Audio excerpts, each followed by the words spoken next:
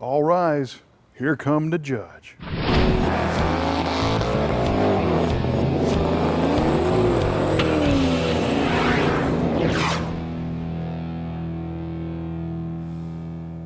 If you were to come up with a recipe for the ideal 1970 GTO, what would it be? I think the one we've got today is pretty close. It's a 1970 GTO with the optional Ram Air 400 V8. It's the Judge package, and it's a convertible, and it's a 4-speed. It's just an incredibly rare car with all the right stuff. The 1970 Pontiac GTO received kind of a mild facelift up from the 68 and 69 years. The biggest thing you'll notice is the headlight configuration and the front of the car.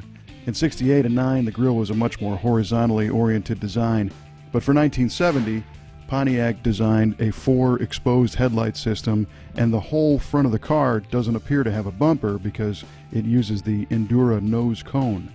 Endura was Pontiac's word for a flexible, rubberized, almost a plastic-style nose cone that was painted body color, and the advantages that they advertised were that it would never rust, and you could hit it with a hammer and it wouldn't chip. There was actually some advertisements that showed people beating these cars with hammers.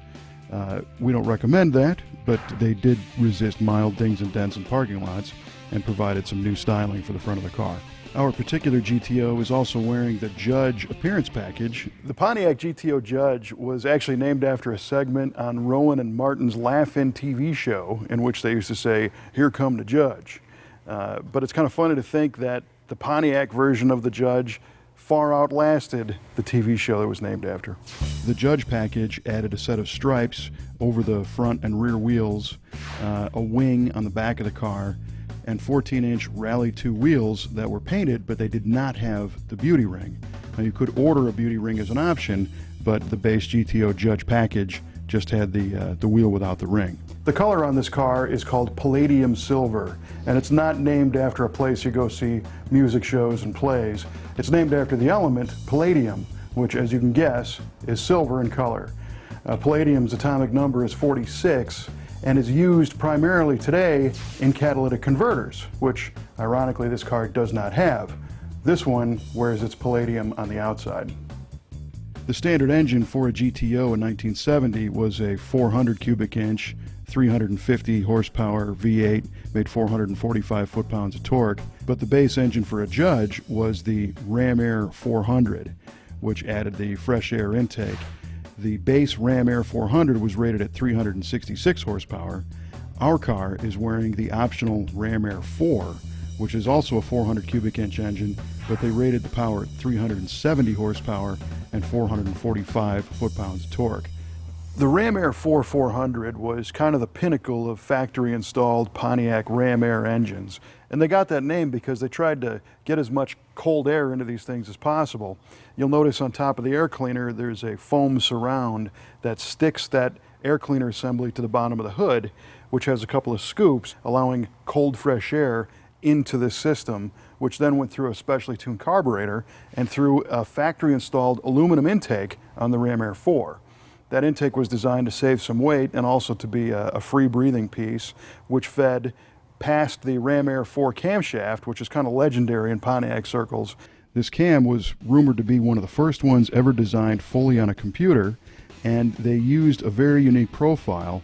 The cam specs on this thing have an intake and exhaust duration that are split, 308 degrees of intake and 320 degrees of exhaust duration, giving the Ram Air 4 a really free-breathing cam design that also resulted in a very unique sound.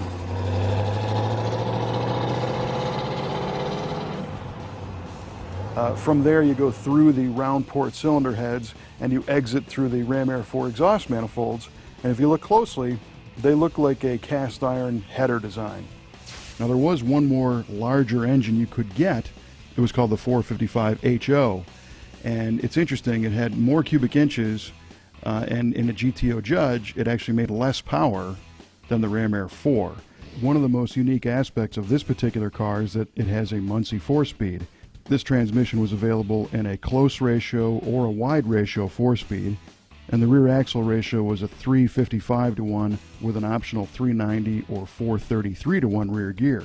But it's funny, even in some of the Pontiac literature, they advised against the 433, saying all you were going to do was polish the streets with rubber.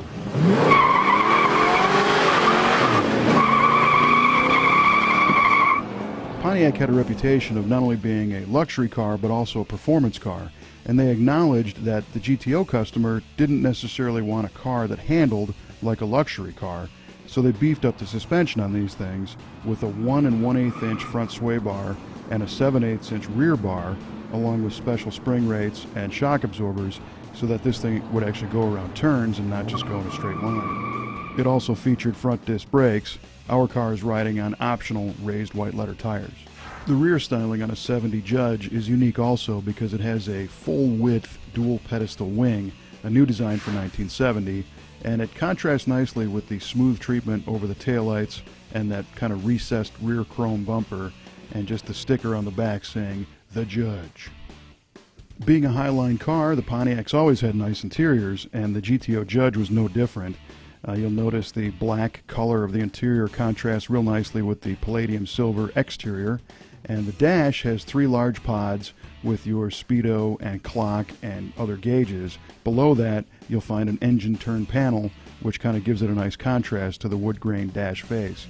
One thing you don't see in the dash is a tachometer, because back in 1970, for an extra $63 or $65, you could have a very cool 8,000 RPM hood-mounted tach that lit up for easy night viewing. Now, just because a car is very limited production doesn't necessarily make it cool or desirable. We've seen lots of cars that have had really bizarre options, like maybe a rear seat ashtray delete or something, where they only made 1 or 2, but nobody really cares. So just how rare is this car? Well, they made 36 Ram Air 4 convertibles in 1970.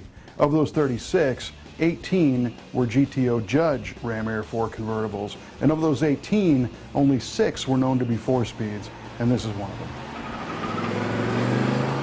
It's hard to beat the style of a 1970 GTO Judge convertible, and with 370 horsepower under the hood, this car could put you in front of a real judge if you're not careful.